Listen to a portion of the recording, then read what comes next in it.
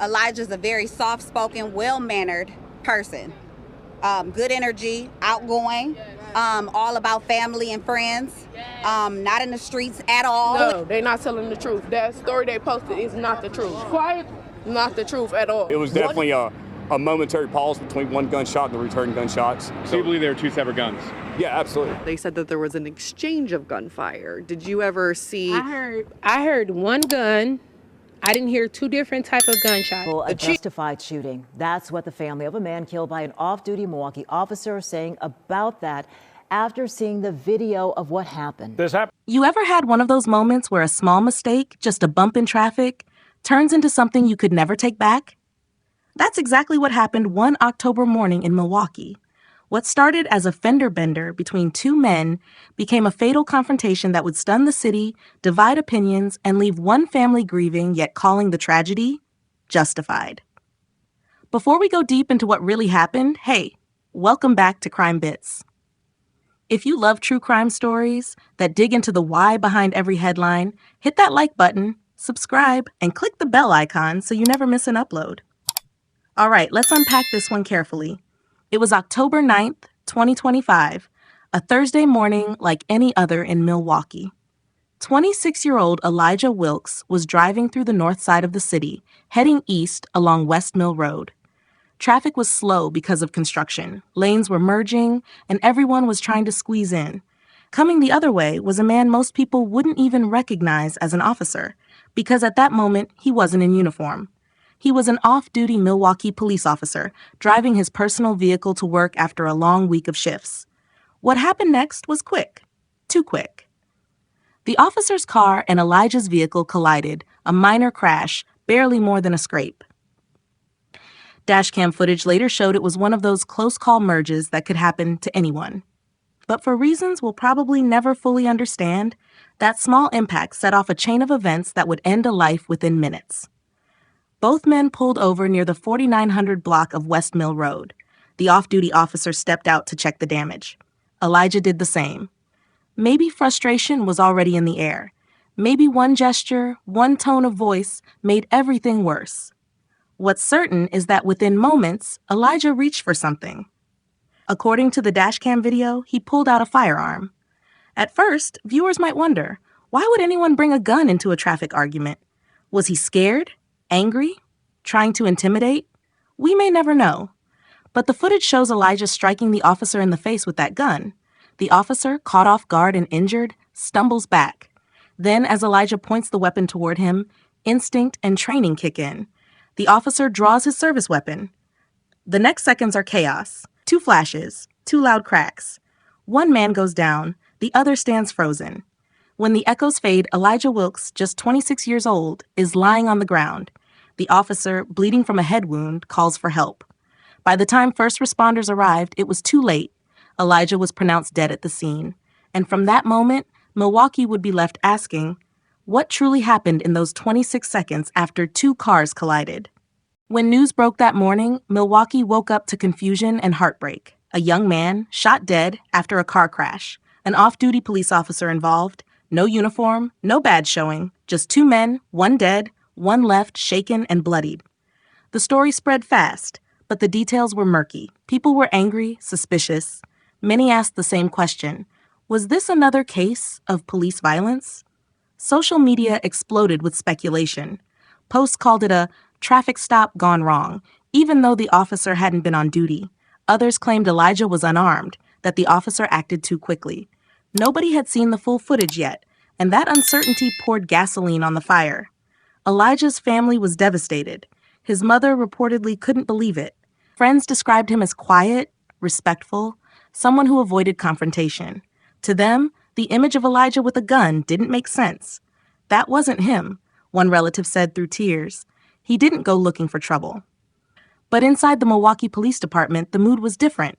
Tense, cautious. The off-duty officer had served over 21 years. To colleagues, he was known as calm, steady, dependable. Yet that morning, his face was bruised, his hands shaking. Even seasoned officers struggle with what it means to take a life, especially when they weren't even on the job. The department knew the city was on edge. Milwaukee had seen its share of protests and mistrust in the past. The chief ordered transparency, faster than usual.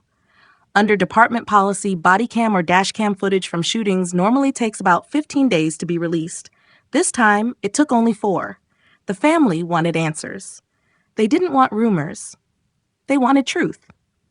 So, on October 13th, just 4 days after Elijah's death, the Milwaukee Police Department released the dash cam footage. News outlets gathered.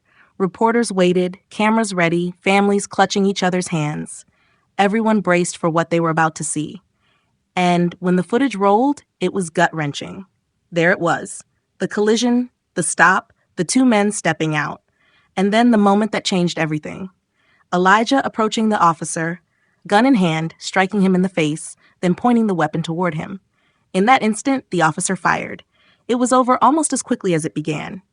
When the lights came back on, the room was silent. Even Elijah's family sat in shock. They asked to watch again, slowly. No editing, no commentary, just the raw truth. And after seeing it a second time, their tone changed. His mother said softly, "It's tragic, but it was justified." That sentence echoed across Milwaukee. It wasn't what anyone expected. In a time when families often cry out for justice against the police, this family said the shooting was justified. The internet didn't know how to respond. Some praised their honesty, others accused them of betrayal. But to the Wilks family, this wasn't about taking sides. It was about facing a painful truth. Their son made a terrible mistake and paid the ultimate price. After the footage release, Milwaukee felt like it was holding its breath. The streets were quiet, but the internet was loud. Everyone had an opinion. Some were furious, insisting there had to be more to the story. Others said it was clear-cut self-defense. But one thing was certain. Elijah Wilks' name was now everywhere. Talk shows debated it. Hashtags trended. And like most viral tragedies, people who'd never met Elijah suddenly had something to say about who he was, what he did, and what they thought happened that morning. But beneath all that noise, Elijah's family was still grieving. His mother later said that even though she accepted the shooting as justified, it didn't make the pain go away. She'd lost her son, and no explanation could make that hurt any less. The word justified didn't mean okay. It just meant she understood. And that understanding, that's what broke hearts all over the city. Meanwhile, more details slowly began to surface. Investigators confirmed Elijah was carrying a gun that morning. Friends said he'd started hanging around the wrong crowd months earlier. He'd been struggling, emotionally and financially. He wasn't a hardened criminal, but he was lost. And maybe that's what made it all the more tragic. Because when you look at the footage, you don't just see a crime. You see a split-second collision between 2 very different lives. One, a young man trying to figure out who he was. The other, a veteran cop just trying to make it home. People began asking deeper questions. What really led up to that moment? Did Elijah know it was an off-duty officer? Was he panicked? Angry? Scared? The truth is, we may never know what was going through his mind in those final seconds. What we do know is that the officer suffered injuries from the hit, a broken nose, cuts, bruises. He told investigators that he truly believed he was about to die. That's why he fired. But even with the evidence clear, the city's emotions didn't settle overnight. You see, Milwaukee has a long, complicated history with police-involved shootings. The community has seen cases where justice took years. So for many, accepting this case wasn't about the footage, it was about the pattern, about trust, about fear. And yet there was something different this time. The transparency, the speed of the video release, the fact that the family themselves had come forward to say they understood what happened. It made people pause. For once, there wasn't a full-blown riot or protest. Instead, there was reflection. Quiet, uncomfortable reflection. Still, one question lingered like smoke. What drives a young man like Elijah, who had people who loved him, to suddenly make such a violent choice? Was it desperation, pride, or something much deeper? As the investigation wrapped up and the city began to move forward, one thing was clear. This case wasn't just about a shooting. It was about what happens when 2 worlds collide in fear and misunderstanding, and how a single decision can end one life and change another forever. In the weeks that followed, Milwaukee tried to return to normal. But for the people closest to the case, normal didn't exist anymore. Elijah was gone, the officer was haunted, and a family was left piecing together 1,000 unanswered questions. The district attorney's office reviewed the evidence carefully. Witness statements, the dashcam footage, forensic results, everything pointed to one conclusion. The shooting was justified. No charges would be filed against the off-duty officer. The announcement came quietly, but the emotions that followed were loud. Some sighed in relief, saying justice had been served. Others felt a heavy sadness, not anger, just grief. Because while the law might have been satisfied, the heart rarely is. And here's where the real twist unfolded. When Elijah's mother addressed the media, she didn't lash out. She didn't demand revenge. Instead, she did something few expected. She asked the public to pray for the officer. She said, "He didn't wake up that morning wanting to take a life, and I know my son didn't wake up wanting to die." That single sentence changed everything. It softened the conversation. It humanized both sides. Suddenly, this story wasn't just another headline about violence or race or police. It became a mirror, forcing people to look inward. Because at its core, this tragedy wasn't about good versus evil. It was about fear, misunderstanding, and the split-second choices that define everything. The officer, according to reports, struggled emotionally after the incident. He was placed on administrative leave, standard procedure, but the weight of what happened followed him long after he returned to work. Colleagues said he rarely spoke about that day. He just carried it, quietly. And Elijah's name didn't fade either. Friends and family began sharing photos, videos, and memories of him online. They wanted people to remember who he was before that terrible moment. The funny, shy young man who loved basketball, who made people laugh, who dreamed of better days. You see, tragedy doesn't erase someone's humanity. It just forces the world to see them through the lens of their final moment. And that's the hardest part, because we forget that before the headlines, there were dreams, flaws, fears, and love. The case closed, the debate slowed, but the message it left behind stayed. This wasn't just about one life lost.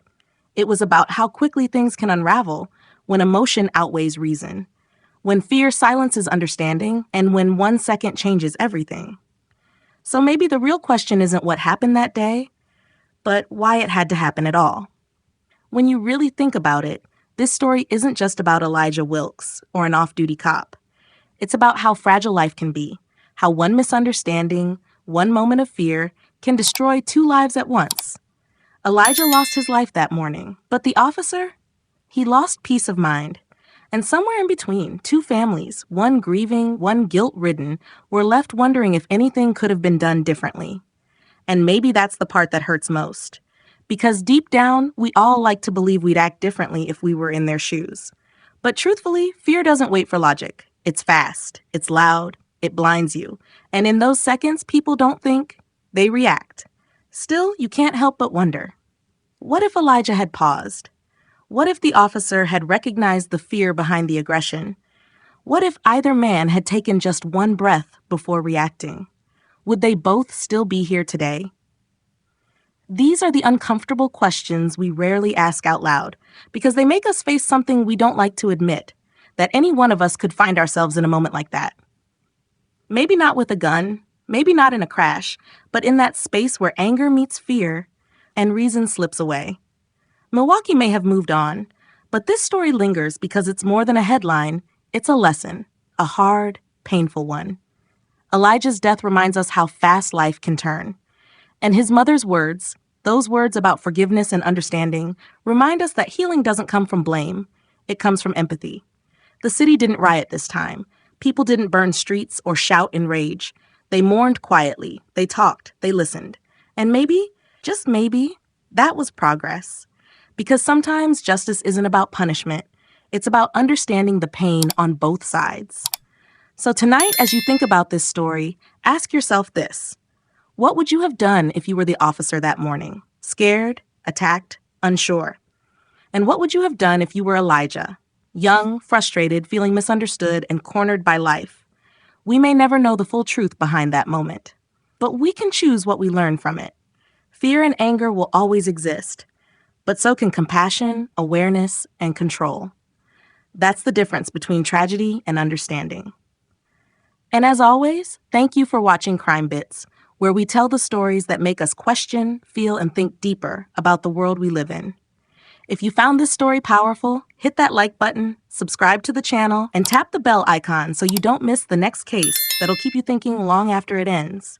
Stay curious, stay kind, and remember, every crime tells two stories.